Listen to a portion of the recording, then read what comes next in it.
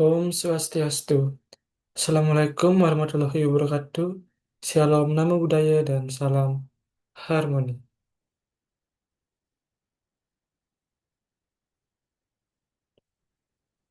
Perkenalkan, saya Imade Pramadika dengan NIM 23130310006.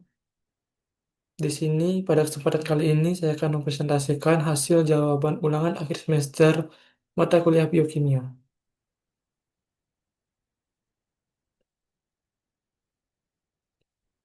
Pada topik yang pertama, yaitu protein dan sintesis protein, soal nomor 1 yaitu seorang pasien dengan defisiensi protein mengalami edema dan penurunan massa otot. Jelaskan mekanisme molekular bagaimana kekurangan protein dapat menyebabkan kedua gejala tersebut. Jadi, kekurangan protein itu dapat menyebabkan edema dan penurunan massa otot. Yang dimana edema ini dimulai dari defisiensi protein yang dialami oleh seseorang. Lalu, defisiensi protein ini menyebabkan penurunan sintesis albumin, yang mana ini akan mengakibatkan penurunan tekanan osmotik pada koloid plasma, sehingga cairan keluar dari pembuluh darah, masuk ke jaringan.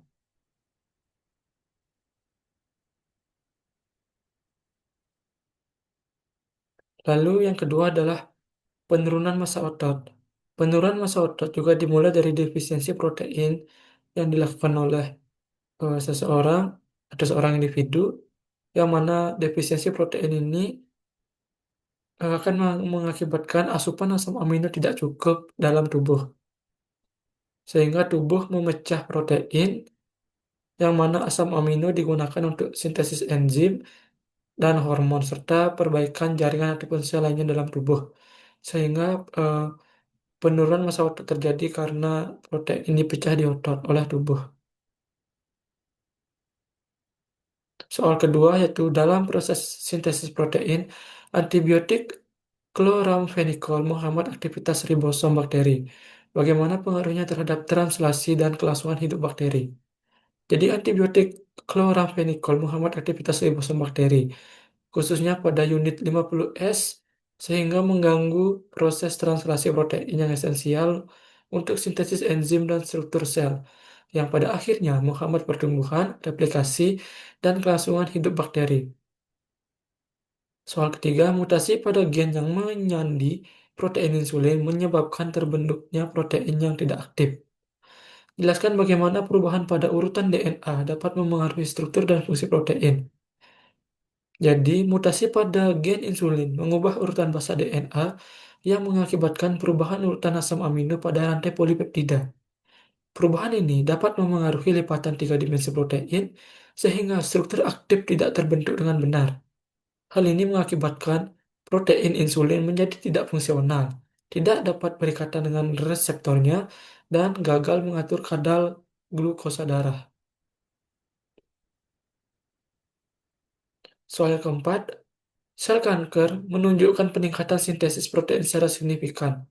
Berdasarkan jalur biosintesis protein, jelaskan mengapa sel kanker membutuhkan lebih banyak protein dibandingkan sel normal.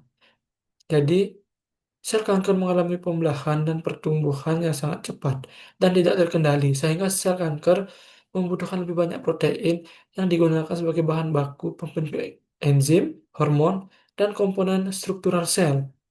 Jadi mutasi genetik ini dapat membuat sinyal pertumbuhan abnormal, yang dimana aktivitas transkrip DNA akan meningkat, sehingga produksi mRNA juga meningkat. Hal ini mengakibatkan translasi di ribosom meningkat, yang mana sintesis protein struktural dan fungsional juga meningkat, sehingga terjadi peningkatan pembelahan sel kanker.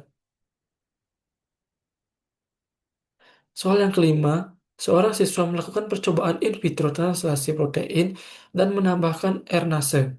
Apa yang akan terjadi pada proses sintesis protein dan mengapa? Jadi, sel kanker mengalami pembelahan dan pertumbuhan yang sangat cepat dan tidak terkendali, sehingga sel kanker membutuhkan lebih banyak protein yang digunakan sebagai bahan baku pembentukan enzim, hormon, dan komponen struktural sel, seperti yang tadi dijelaskan di soal sebelumnya.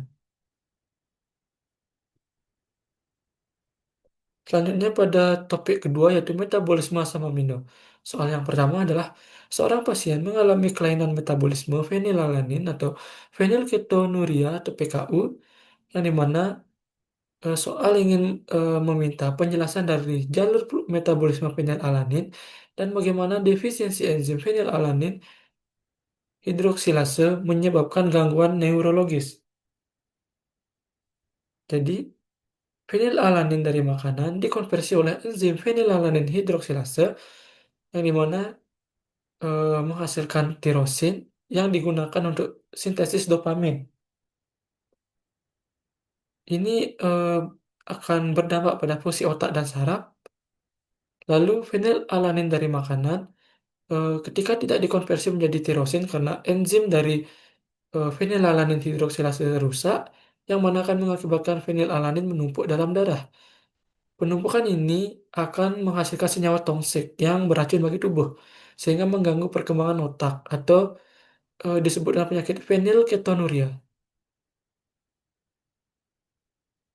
Soal nomor 2. Pada kondisi kelaparan, otot mengalami katabolisme protein. Jelaskan bagaimana asam amino hasil degradasi protein digunakan oleh hati untuk menghasilkan glukosa. Jadi, pada kondisi kelaparan, tubuh memecah protein otot menjadi asam amino. Asam amino ini dikirim ke hati, di mana gugus aminanya dibuang dalam proses deaminasi, dan sisa kerangka karbonnya digunakan dalam proses gluconeogenesis untuk membentuk glukosa. Karbon ini penting sebagai sumber energi utama, terutama bagi otak dan sel darah merah yang bergantung pada glukosa. Selanjutnya adalah metabolisme asam amino.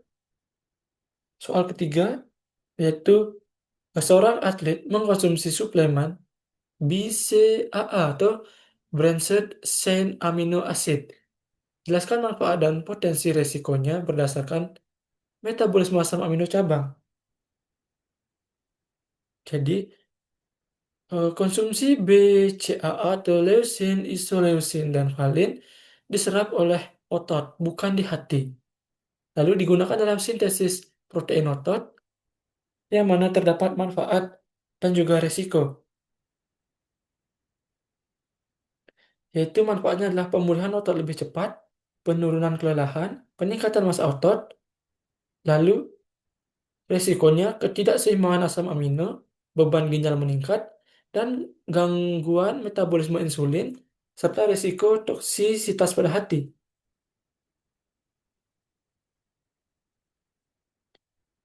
Lalu, soal keempat. Anak dengan penyakit hati kronis menunjukkan peningkatan kadar amino dalam darah. Jelaskan hubungan antara metabolisme asam amino dan gangguan pada siklus urea.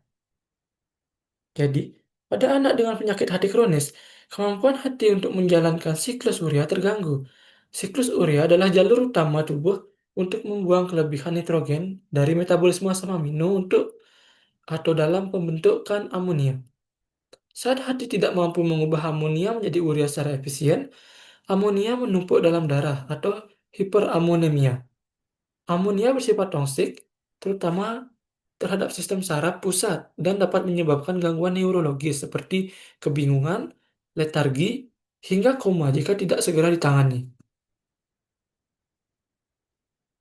Kemudian soal yang kelima adalah diet tinggi protein dapat menyebabkan beban kerja ginjal meningkat. Jelaskan mekanisme metabolisme nitrogen dari asam amino dan dampaknya terhadap ekskresi ginjal. Jadi diet tinggi protein itu akan mengakibatkan asam amino dalam tubuh meningkat, sehingga deaminasi di hati menghasilkan amonia juga meningkat.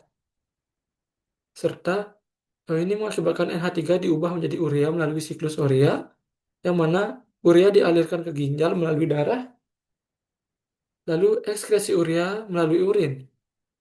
Ginjal bekerja lebih keras, beban filtrasi meningkat, yang mana menyebabkan penurunan fungsi ginjal dalam jangka panjang. Topik yang ketiga yaitu metabolisme purin dan pirimidin. Soal pertama yaitu, seorang pasien didiagnosis menderita gout akibat hiperurisemia. Jelaskan bagaimana gangguan metabolisme purin menyebabkan akumulasi asam urat dan menimbulkan gejala gout. Jadi purin dari makanan yang dikonsumsi ini dimetabolisme di hati oleh enzim santin oksidase akan diubah untuk menghasilkan hiposantin, kemudian hiposatin akan diubah menjadi santin, kemudian santin ini akan menghasilkan asam urat. Kelebihan produksi atau penurunan ekskresi asam urat menyebabkan asam urat berlebih dalam darah, yang mana ini akan menyebabkan kristal asam urat mengendap di persendian. Nah, kristal ini yang mengendap pada persendian akan menyebabkan peradangan, nyeri, atau bengkak, lalu akan timbul warna merah, atau gejala ini semua adalah gejala GOUT. Soal kedua, obat seperti 5-fluorouracil digunakan sebagai kemoterapi dengan menarget enzim sintesis pirimidin. Jelaskan bagaimana penghambatan sintesis pirimidin berdampak pada replikasi DNA sel kanker. Jadi, 5-fluorouracil atau 5-FU adalah obat kemoterapi yang bekerja dengan menghambat enzim timidylate sintase yang berperan penting dalam sintesis nukleotida pirimidin, khususnya di TMP atau deoksitimidin monophosphate. Tanpa DTMP, sel tidak dapat mensintesis DNA secara normal karena kekurangan salah satu komponen penting. Akibatnya, replikasi DNA terganggu dan sel tidak dapat membelah karena sel kanker membelah dengan sangat cepat.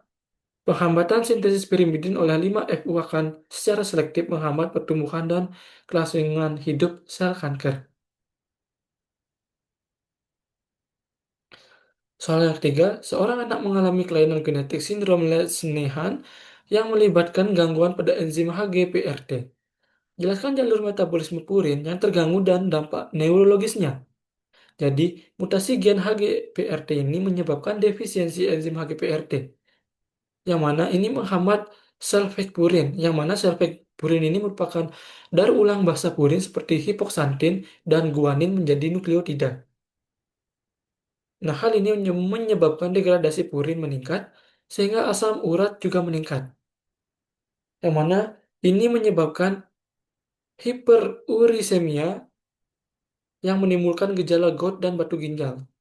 Gangguan keseimbangan purin di otak atau gangguan neurologis pun muncul akibat mekanisme dari mutasi gen HGPRT ini. Lalu yang keempat, pada replikasi DNA, sel membutuhkan pasokan nukleotida yang mencukupi. Jelaskan keterkaitan metabolisme purin dan pirimidin dalam mendukung proses replikasi dan perbaikan DNA. Jadi, dalam proses replikasi dan perbaikan DNA, sel membutuhkan pasokan nukleotida purin atau adenin dan guanin, dan pirimidin, tepatnya sitosin dan timin, dalam jumlah yang seimbang. Metabolisme purin dan pirimidin bertanggung jawab menyediakan deoksiribonukleotida atau DATP, DGTP, DCTP, dan DTTP yang dibutuhkan untuk sintesis untai DNA baru dan untuk memperbaiki kerusakan DNA. Ketidakseimbangan atau kekurangan nukleotida dari jalur biosintesis ini dapat menghambat proses replikasi, memperlambat pembelahan sel, atau menyebabkan mutasi akibat perbaikan DNA yang tidak sempurna. Oleh karena itu, metabolisme nukleotida sangat krusial dalam menjaga kestabilan genom dan kelangsungan hidup sel. Soal yang kelima adalah pada kondisi kekurangan folat, terjadi gangguan sintesis nukleotida. Jelaskan hubungan antara folat, biosintesis purin pirimidin, dan konsekuensinya yang bersifat klinis. Jadi, kekurangan folat ini dapat menghambat transfer gugus metil, yang mana ini dapat mengganggu biosintesis purin dan DTMP, yang menyebabkan gangguan replikasi dan perbaikan DNA. Sehingga, gangguan ini menyebabkan anemia megaloblastik, risiko cacat tabung saraf. Kekurangan folat menyebabkan terganggunya produksi DTMP dan nukleotida purin, sehingga replikasi DNA menjadi tidak efisien. Akibatnya, sel mengalami hambatan pembelahan, terutama pada jaringan dengan laju pembelahan tinggi, seperti sumsum tulang, yang mana ini juga telah disampaikan pada risiko cacat tabung saraf. Nah, topik yang terakhir yaitu tentang DNA, RNA, dan rekayasa genetika. Soal yang pertama, mutasi titik pada gen penyandi enzim menyebabkan tidak terbentuknya protein, yang dimana soal meminta untuk menjelaskan bagaimana perubahan kecil pada urutan DNA dapat menghasilkan dampak besar pada fungsi sel. Jadi, mutasi titik adalah perubahan satu basa nitrogen dalam urutan DNA Meskipun tampak kecil, mutasi ini dapat menyebabkan kodon berubah, sehingga menghasilkan asam amino yang berbeda, atau missense. Menghentikan sintesis protein lebih awal atau nonsens, atau tidak menghasilkan perubahan atau silent. Jika mutasi terjadi pada gen yang menyandi enzim penting, hal ini dapat mencegah terbentuknya protein fungsional atau menghasilkan enzim yang tidak aktif. Dampaknya bisa sangat besar karena enzim berperan dalam hampir semua proses biokimia sel, sehingga mutasi titik dapat mengganggu metabolisme, komunikasi sel, dan menyebabkan penyakit genetik. Soal yang kedua, dalam rekayasa genetika, gen insulin manusia disisipkan ke dalam plasmid bakteri. Jelaskan bagaimana proses rekombinan DNA ini bekerja dan apa keunggulan metode ini dalam produksi farmasi. Jadi, dalam rekayasa genetika, gen insulin manusia dapat disisipkan ke dalam plasmid bakteri menggunakan teknik DNA rekombinan. Proses ini dimulai dengan pemotongan gen insulin dari DNA manusia menggunakan enzim restriksi. Gen tersebut kemudian dimasukkan ke dalam plasmid DNA sirkular bakteri yang juga telah dipotong menggunakan enzim yang sama. Plasmid rekombinan dimasukkan ke dalam sel bakteri atau transfeksi sehingga bakteri dapat mengekspresikan gen tersebut dan memproduksi insulin manusia. Keunggulan metode ini adalah produksi insulin yang efisien, murah, dan aman karena insulin yang dihasilkan identik dengan insulin manusia, serta bebas dari resiko kontaminasi protein hewan. Soal yang ketiga adalah CRISPR atau Cas9 digunakan untuk mengedit gen yang rusak pada embrio. Jelaskan mekanisme kerja CRISPR dan diskusikan pertimbangan etis dari penggunaannya. Jadi, identifikasi gen target yang rusak dilakukan pertama kali sebelum melakukan atau menggunakan CRISPR-Cas9 ini. Desain RNA pemandu atau gRNA ini sesuai target DNA yang akan diubah. Sehingga kompleks gRNA ditambah Cas9 dimasukkan ke dalam sel, yang mana gRNA mengarahkan Cas9 ke lokasi target DNA. Cas9 memotong DNA dan lokasi spesifik yang telah ditentukan, sehingga sel memperbaiki DNA dengan cara modifikasi gen. Pertimbangan etis dari penggunaannya adalah bahwasannya eh, ketika ingin mengaplikasikan CRISPR-Cas9 ini, perlu SOP yang sesuai dan dilakukan dengan mengikuti aturan-aturan yang tersedia karena modifikasi gen ini dapat menimbulkan berbagai macam gel dan hasil yang berbeda. Sehingga perlu beberapa etika yang memang etis dan bermoral dan layak digunakan dalam modifikasi gen.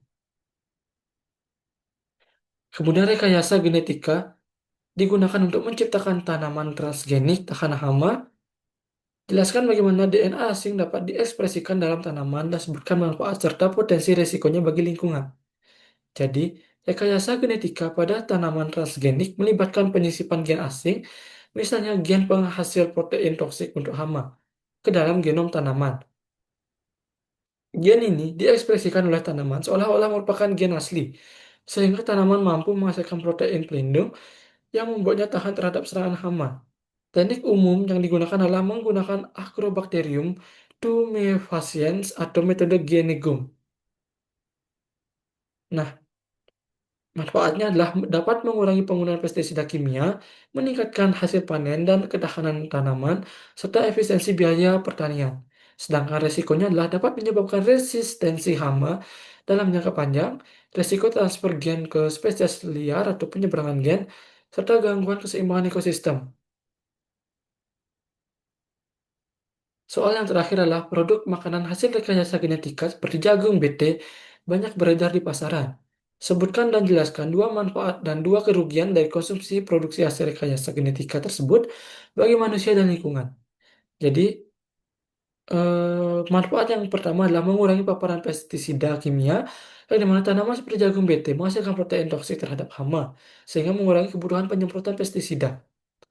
Lalu manusia tidak langsung terpapar resida pestisida, sehingga dinilai lebih aman secara jangka panjang.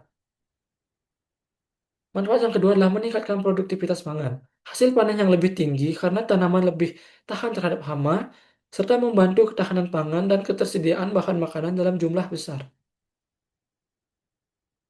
Sedangkan dampak negatifnya adalah potensi alergi dan reaksi imunologis, dan di mana penyisipan gen baru bisa menghasilkan protein asing yang belum diuji secara luas terhadap reaksi alergi pada manusia.